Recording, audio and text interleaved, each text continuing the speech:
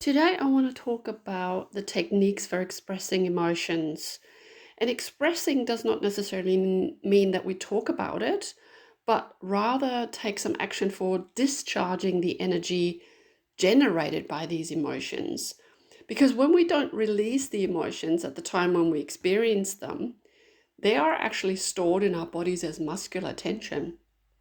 And the tensions affects us all differently. So some feel tension in the neck, the back, or the head, and chronic tension held in our bodies over a period of years. It's quite normal that people do that. They sort of just hang on to it, and it can actually, result in injuries and damages. Um, there are many appropriate ways for people to express their emotions, and there are some short-term techniques and some long-term techniques. The short-term or kind of like one-off techniques can be used for when we're unable to deal sufficiently with the emotions at the time of the conflict. For example, it's kind of like it's a meeting or a social function where we can't really express our emotions fully due to the timing or lack of privacy associated with that. So, um, the long term techniques or the ongoing techniques are those which we can build into our daily lives and release tension, you know, pretty much in a regular fashion. That's, for example, like doing meditation or a regular fitness program that sort of prevents the excessive buildup of daily tension. Another technique which is really good, is basically watching and acknowledging our self-talk. So, but because that also can lead to tension when we sort of challenge our thoughts and behaviors and keep track of that. Now, just simple short-term techniques, for example, are, breathing deeply. We can take time out. We can doodle. That's also really good. It's like a physical thing. We can stamp your foot or, jump up and down. Um, have a cup of tea. And one technique is also really good. Walk away and have a bit of a short walk. Long term, we can sort of come up with an exercise program. We can meditate. We can write in a journal, and sort of use other problem solving techniques that you think of would be helpful. That's something you can do.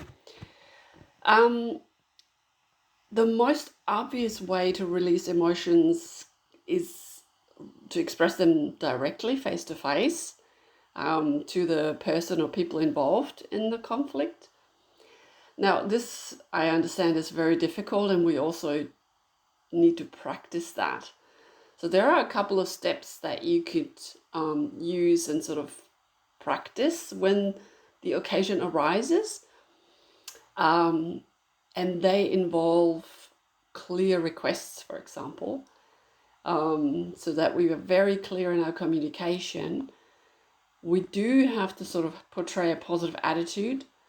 Um, we kind of need to show empathy and a willingness to understand the perspective of the other person. Direct eye contact is also really good. Appropriate facial expressions, not really the angry face. A serious but non-threatening tone of voice, and also appropriate gestures to signal the emotions we really want to convey. And we might need to release some excess emotion before we communicate our feelings. That's always a good idea. It's similar to walking away during the conflict and say, look, let's just sort of calm down and then continue the conversation later.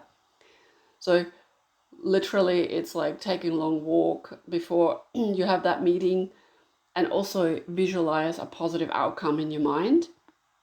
And during the meeting, we then can consciously deep take deep breaths that calm us down, and consciously speak very softly and slowly, and then also, sort of communicate the feelings appropriately.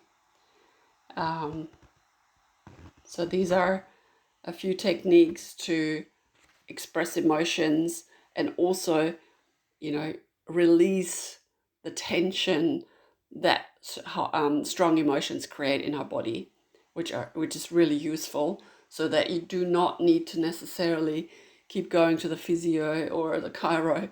It's actually quite a interesting and helpful thing to release tension every day, instead of storing them in our bodies. I hope you found that helpful. Thanks for listening.